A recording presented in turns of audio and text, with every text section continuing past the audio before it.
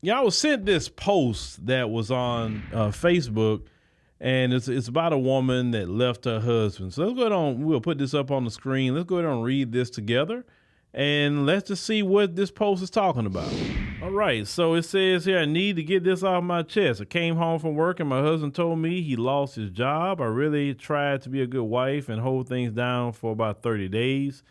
I was tired of being the man of the house, so I went out with his friend, and one thing led to the next. So the man was down for 30 days, and that's what you decide to do. All right, and his so-called friend. All right, got you. He said, I miss being treated like a woman, and had my husband not lose his job, this wouldn't have happened. He's calling me a cheater, but his job as a man was to provide. Is that I was not wrong, and I refused for him and his family to tarnish my name. Ma'am, you tarnished your own name by going out there being a $2 whore. Sorry, you just decided to do that. Sound like you want this man to pay your bills, but you didn't care nothing about him. That just, and men, you got to be careful with that, because some of these women say provider, but they don't love you. They just want you to pay their doggone bills. You grown, pay your own bills. Now, people's getting on her behind down here. It says, he said, I don't give a F. It said, what none of y'all on this post say.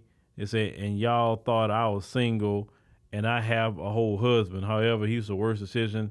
It said, I've made. It said, if I would have married a real man, I wouldn't have had to pay bills for no amount of time. Were you paying bills before you got with this guy?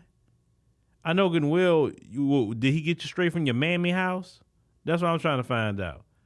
To shake my head, I'm tired of y'all on the internet tarnishing my name like I'm a bad person. Ma'am, you tarnish your own name. You the bad person. I was a great wife. No, you was a horrible wife. He said, but he failed as a husband. He didn't fail. You failed as a wife.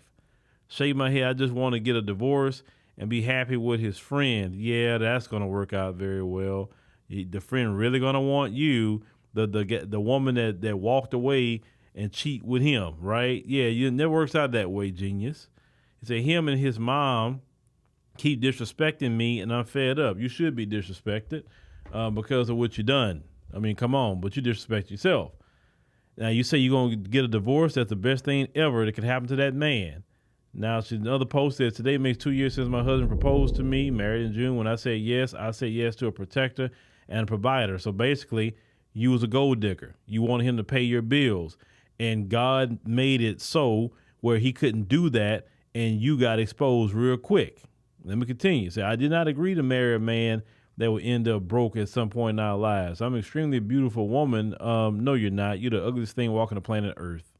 You say, and I deserve a man that knows his job and is always to take care of me and my children. Lord Jesus, your children. Did you have children from a previous relationship? So wait a minute. You expect this man to take care of you and your children, right? You said children. That means more than one. How dare you sit up there? Oh, Lord. Okay. He said, I did what I did because it said promises were made to me that were broken. I don't care what anyone think about me. I'm the best thing that happened to that man. Oh, Jesus. So you act like you God himself. Okay. And I would be even better to my next husband. You'll never get a husband.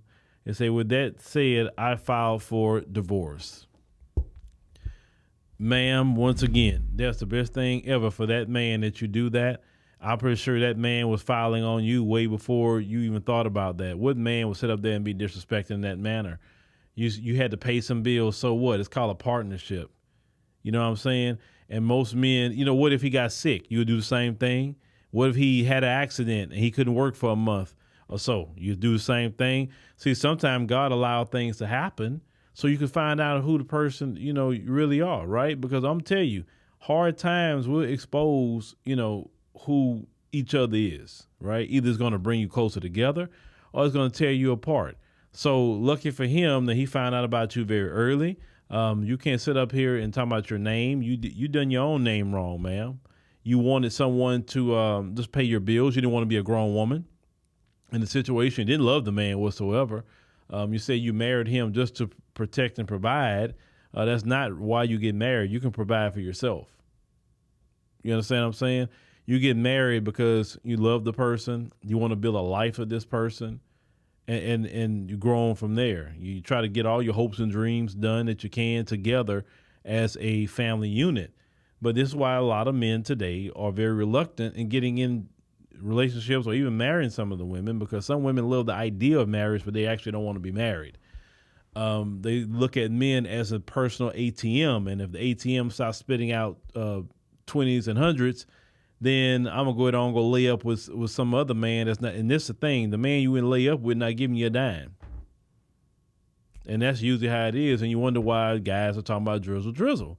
That's why, because see, if he went into the situation and you was already making the same amount of money as him and paying bills and all that, it would already be kind of established already, right? But he went into the situation paying bills, and this is what ended up happening to him.